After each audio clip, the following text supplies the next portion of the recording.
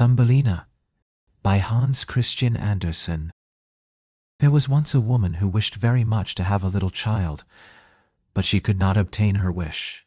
At last she went to a fairy and said, "I should so very much like to have a little child. Can you tell me where I can find one?" "Oh, that can be easily managed," said the fairy. "Here is a barleycorn of a different kind to those which grow in the farmer's fields, and which the chickens eat. Put it into a flower pot, and see what will happen." "Thank you," said the woman, and she gave the fairy 12 shillings, which was the price of the barleycorn. Then she went home and planted it, and immediately there grew up a large, handsome flower, something like a tulip in appearance, but with its leaves tightly closed as if it were still a bud. "It is a beautiful flower," said the woman, and she kissed the red and golden-colored leaves. And while she did so, the flower opened, and she could see that it was a real tulip. Within the flower, upon the green velvet stamens, sat a very delicate and graceful little maiden. She was scarcely half as long as a thumb, and they gave her the name of Thumbelina, or Tiny, because she was so small. A walnut shell, elegantly polished, served her for a cradle. Her bed was formed of blue-violet leaves, with a rose leaf for a counterpane. Here she slept at night, but during the day she amused herself on a table, where the woman had placed a plateful of water. Round this plate were wreaths of flowers with their stems in the water, and upon it floated a large tulip leaf, which served Tiny for a boat. Here the little maiden sat and rowed herself from side to side, with 2 oars made of white horsehair. It really was a very pretty sight. Tiny could also sing so softly, sweetly, that nothing like her singing had ever before been heard. One night, while she lay in her pretty bed, a large, ugly, wet toad crept through a broken pane of glass in the window, and leaped right upon the table where Tiny lay sleeping under her rose-leaf quilt. "What a pretty little wife this would make for my son," said the toad, and she took up the walnut shell in which little Tiny lay asleep, and jumped through the window with it into the garden. In the swampy margin of a broad stream in the garden lived the toad with her son. He was uglier even than his mother, and when he saw the pretty little maiden in her elegant bed, he could only cry, "Croak, croak, croak." "Don't speak so loud, or she will wake," said the toad, "and then she might run away, for she is as light as swan's down. We will place her on one of the water-lily leaves out in the stream. It will be like an island to her, she is so light and small, and then she cannot escape. And while she is away we will make haste and prepare the stateroom under the marsh, in which you are to live when you are married."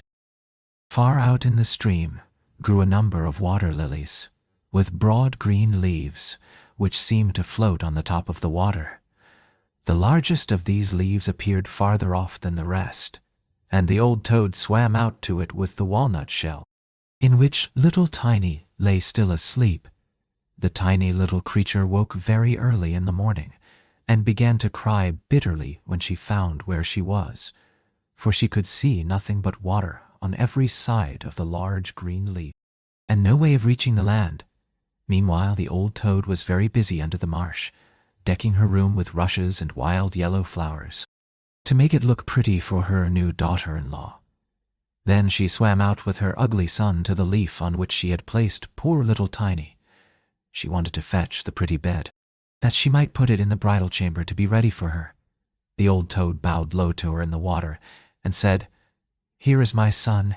He will be your husband, and you will live happily in the marsh by the stream."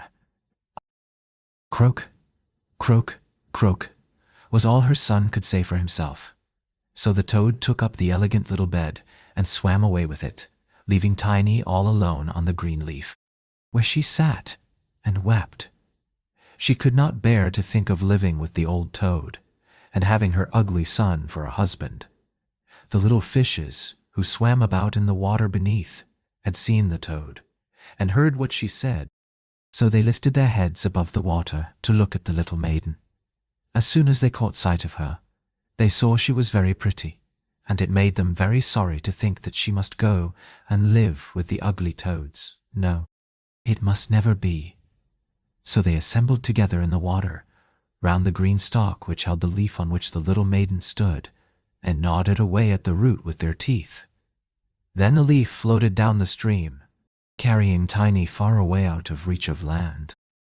Tiny sailed past many towns, and the little birds in the bushes saw her, and sang, "What a lovely little creature!" So the leaf swam away with her farther and farther, till it brought her to other lands. A graceful little white butterfly constantly fluttered round her, and at last alighted on the leaf. Tiny pleased him, and she was glad of it, for now the toad could not possibly reach her. And the country through which she sailed was beautiful, and the sun shone upon the water, till it glittered like liquid gold. She took off her girdle and tied one end of it round the butterfly, and the other end of the ribbon she fastened to the leaf, which now glided on much faster than ever, taking little Tiny with it as she stood. Presently a large cockchafer flew by. The moment he caught sight of her, flew by, he seized her round her delicate waist with his claws, and flew with her into a tree. The green leaf floated away on the brook, and the butterfly flew with it, for he was fastened to it, and could not get away. Oh, how frightened little Tiny felt when the cockchafer flew with her to the tree! But especially was she sorry for the beautiful white butterfly which she had fastened to the leaf, for if he could not free himself he would die of hunger. But the cockchafer did not trouble himself at all about the matter. He seated himself by her side on a large green leaf, gave her some honey from the flowers to eat, and told her she was very pretty, though not in the least like a cockchafer. After a time, all the cockchafers turned up their feelers, and said, "She has only 2 legs. How ugly that looks! She has no feelers." Said another, "Her waist is quite slim. Pooh, she is like a human being." "Oh, she is ugly," said all the lady cockchafers, although Tiny was very pretty. Then the cockchafer, who had run away with her, believed all the others when they said she was ugly, and would have nothing more to say to her, and told her she might go where she liked. Then he flew down with her from the tree, and placed her on a daisy, and she wept at the thought that she was so ugly that even the cockchafers would have nothing to say to her, and all the while she was really the loveliest creature that one could imagine, and as tender and delicate as a beautiful rose leaf. During the whole summer, poor little Tiny lived quite alone in the wide forest. She wove herself a bed with blades of grass, and hung it up under a broad leaf. To protect herself from the rain, she sucked the honey from the flowers for food, and drank the dew from their leaves every morning. So passed away the summer and the autumn, and then came the winter, the long, cold winter. All the birds who had sung to her so sweetly were flown away, and the trees and the flowers had withered.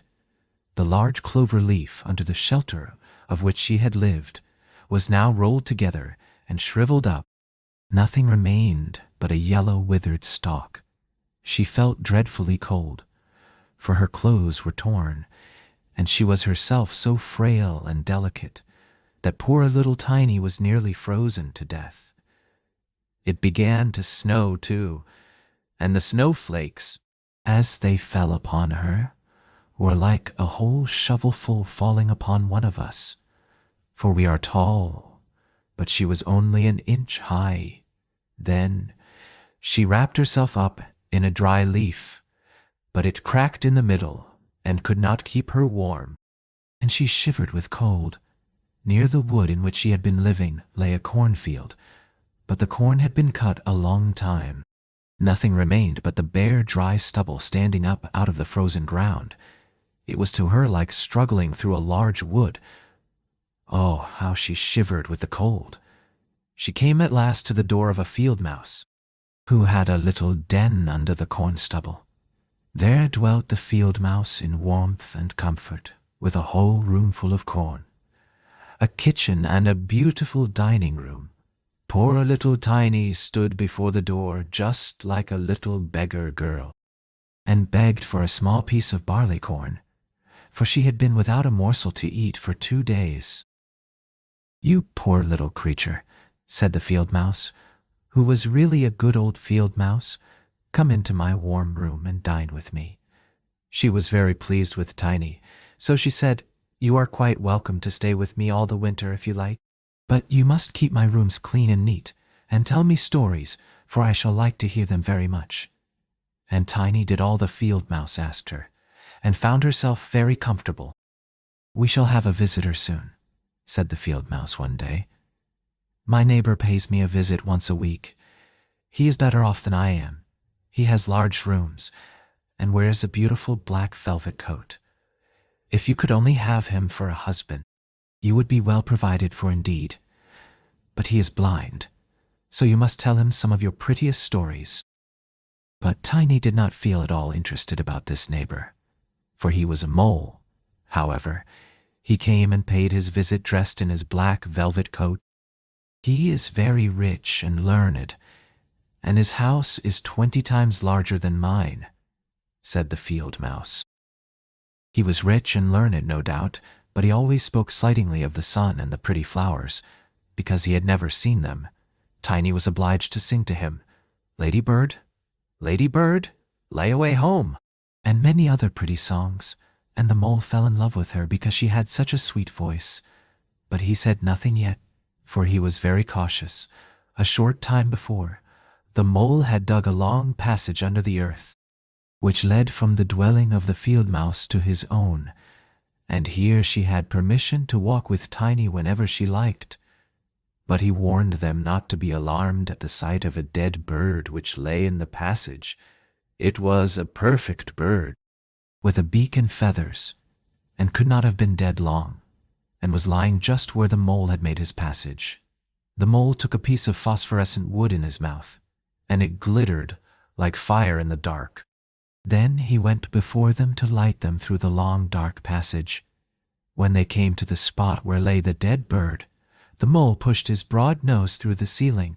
The earth gave way, so that there was a large hole, and the daylight shone into the passage. In the middle of the floor lay a dead swallow, his beautiful wings pulled close to his sides, his feet and his head drawn up under his feathers. The poor bird had evidently died of the cold. It made little Tiny very sad to see it. She did so love the little birds. All the summer they had sung and twittered for her so beautifully, but the mole pushed it aside with his crooked legs, and said, "He will sing no more now. How miserable it must be to be born a little bird. I am thankful that none of my children will ever be birds, for they can do nothing but cry, tweet, tweet, and always die of hunger in the winter." "Yes, you may well say that, as a clever man," exclaimed the field mouse. "What is the use of his twittering? For when winter comes, he must either starve or be frozen to death. Still, birds are very high bred." Tiny said nothing, but when the 2 others had turned their backs on the bird, she stooped down and stroked aside the soft feathers which covered the head, and kissed the closed eyelids. "Perhaps this was the one who sang to me so sweetly in the summer," she said. "And how much pleasure it gave me, you dear pretty bird."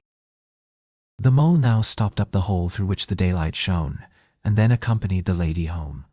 But during the night Tiny could not sleep, so she got out of bed and wove a large, beautiful carpet of hay. Then she carried it to the dead bird and spread it over him, with some down from the flowers which she had found in the field mouse's room. It was as soft as wool, and she spread some of it on each side of the bird, so that he might lie warmly in the cold earth. "Farewell, you pretty little bird," said she, "farewell. Thank you for your delightful singing during the summer, when all the trees were green, and the warm sun shone upon us. Then she laid her head on the bird's breast, but she was alarmed immediately, for it seemed as if something inside the bird went thump, thump. It was the bird's heart. He was not really dead, only benumbed with the cold, and the warmth had restored him to life. In autumn, all the swallows fly away into warm countries, but if one happens to linger, the cold seizes it. It becomes frozen and falls down as if dead. It remains where it fell, and the cold snow covers it. Tiny trembled very much. She was quite frightened, for the bird was large, a great deal larger than herself.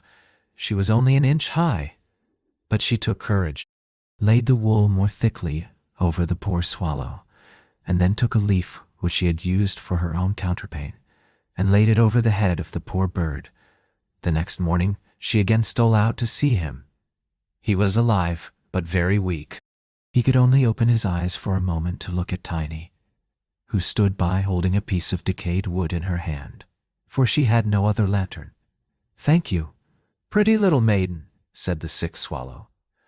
"I have been so nicely warmed that I shall soon regain my strength and be able to fly about again in the warm sunshine." "Oh," said she, "it is cold out of doors now. It snows and freezes. Stay in your warm bed. I will take care of you."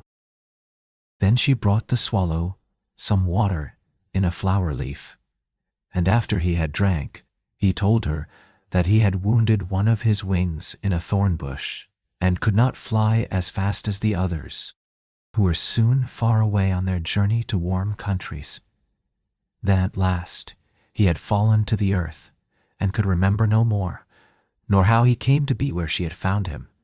The whole winter the swallow remained underground, and Tiny nursed him with care and love. Neither the mole nor the field mouse knew anything about it, for they did not like swallows. Very soon the springtime came, and the sun warmed the earth. Then the swallow bade farewell to Tiny, and she opened the hole in the ceiling which the mole had made. The sun shone in upon them so beautifully that the swallow asked her if she would go with him. She could sit on his back, he said, and he would fly away with her into the green woods. But Tiny knew it would the field mouse very grieved if she left her in that manner. So she said, "No, I cannot." "Farewell, then." "Farewell, you good, pretty little maiden," said the swallow, and he flew out into the sunshine. Tiny looked after him, and the tears rose in her eyes. She was very fond of the poor swallow. "Tweet, tweet," sang the bird as he flew out into the green woods, and Tiny felt very sad. She was not allowed to go out into the warm sunshine. The corn which had been sown in the field over the house of the field mouse had grown up high into the air and formed a thick wood to Tiny, who was only an inch in height. "You are going to be married, Tiny," said the field mouse. "My neighbor has asked for you. What good fortune for a poor child like you. Now we will prepare your wedding clothes. They must be both woolen and linen. Nothing must be wanting when you are the mole's wife." Tiny had to turn the spindle, and the field mouse hired 4 spiders who were to weave day and night. Every evening the mole visited her, and was continually speaking of the time when the summer would be over. Then he would keep his wedding day with Tiny. But now the heat of the sun was so great that it burned the earth, and made it quite hard, like a stone. As soon as the summer was over, the wedding should take place. But Tiny was not at all pleased, for she did not like the tiresome mole. Every morning when the sun rose, and every evening when it went down, she would creep out at the door, and as the wind blew aside the ears of corn so that she could see the blue sky, she thought how beautiful and bright it seemed out there, and wished so much to see her dear swallow again. But he never returned, for by this time he had flown far away into the lovely green forest. When autumn arrived, Tiny had her outfit quite ready, and the field mouse said to her, "In 4 weeks the wedding must take place." Then Tiny wept and said she would not marry the disagreeable mole. "Nonsense," replied the field mouse. "Now don't be obstinate, or I shall bite you with my white teeth. He is a very handsome mole. The queen herself does not wear more beautiful velvets and furs. His kitchen and cellars are quite full. You ought to be very thankful for such good fortune." So the wedding day was fixed, on which the mole was to fetch Tiny away to live with him, deep under the earth, and never again to see the warm sun, because he did not like it. The poor child was very unhappy at the thought of saying farewell to the beautiful sun, and as the field mouse had given her permission to stand at the door, she went to look at it once more. "Farewell, bright sun," she cried, stretching out her arm towards it, and then she walked a short distance from the house, for the corn had been cut, and only the dry stubble remained in the fields. "Farewell, farewell," she repeated, twining her arm round a little red flower that grew just by her side. "Greet the little swallow from me, if you should see him again." Tweet, tweet, sounded over her head suddenly. She looked up, and there was the swallow himself flying close by. As soon as he spied Tiny, he was delighted, and then she told him how unwilling she felt to marry the ugly mole, and to live always beneath the earth, and never to see the bright sun any more, and as she told him she wept. "Cold winter is coming," said the swallow, "and I am going to fly away into warmer countries. Will you go with me? You can sit on my back and fasten yourself on with your sash. Then we can fly away from the ugly mole and his gloomy rooms, far away, over the mountains, into warmer countries, where the sun shines more brightly than here, where it is always summer, and the flowers bloom in greater beauty. Fly now with me, dear little Tiny. You saved my life when I lay frozen in that dark passage." "Yes, I will go with you," said Tiny, and she seated herself on the bird's back, with her feet on his outstretched wings, and tied her girdle to one of his strongest feathers. Then the swallow rose in the air, and flew over forest and over sea, high above the highest mountains, covered with eternal snow. Tiny would have been frozen in the cold air, but she crept under the bird's warm feathers, keeping her little head uncovered, so that she might admire the beautiful lands over which they passed. At length they reached the warm countries, where the sun shines brightly, and the sky seems so much higher above the earth. Here, on the hedges and by the wayside, grew purple, green, and white grapes. Lemons and oranges hung from trees in the woods, and the air was fragrant with myrtles and orange blossoms. Beautiful children ran along the country lanes, playing with large gay butterflies, and as the swallow flew farther and farther, every place appeared still more lovely. At last it came to a blue lake, and by the side of it, shaded by trees of the deepest green, stood a palace of dazzling white marble, built in the olden times. Vines clustered round its lofty pillars, and at the top were many swallows' nests, and one of these was the home of the swallow who carried Tiny. "This is my house," said the swallow, "but it would not do for you to live. There would not be comfortable. You must choose for yourself one of those lovely flowers, and I will put you down upon it, and then you shall have everything that you can wish to make you happy." "That will be delightful," she said, and clapped her little hands for joy.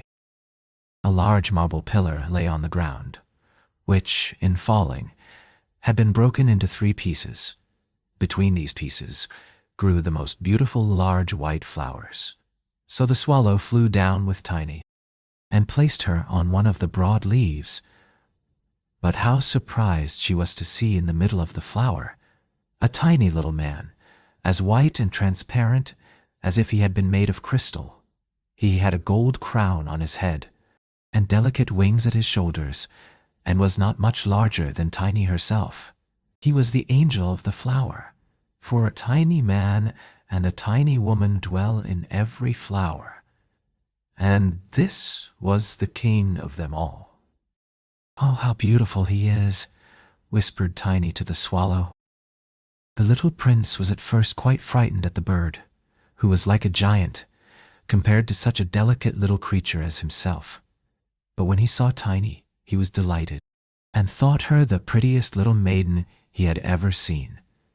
He took the gold crown from his head and placed it on hers, and asked her name, and if she would be his wife and queen over all the flowers. This certainly was a very different sort of husband to the son of a toad or the mole with my black velvet and fur. So she said yes to the handsome prince. Then all the flowers opened, and out of each came a little lady or a tiny lord, all so pretty it was quite a pleasure to look at them.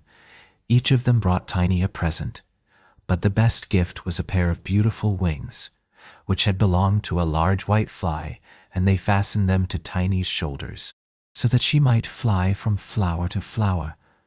Then there was much rejoicing, and the little swallow who sat above them in his nest was asked to sing a wedding song, which he did as well as he could, but in his heart he felt sad, for he was very fond of Tiny, and would have liked never to part from her again.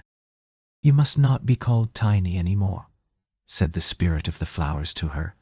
"It is an ugly name, and you are so very pretty. We will call you Maya." "Farewell, farewell," said the swallow, with a heavy heart as he left the warm countries to fly back into Denmark. There he had a nest over the window of a house in which dwelt the writer of fairy tales. The swallow sang, "Tweet, tweet," and from his song came the whole story. You are in the Silver Library. If you enjoyed the experience, like and subscribe for more.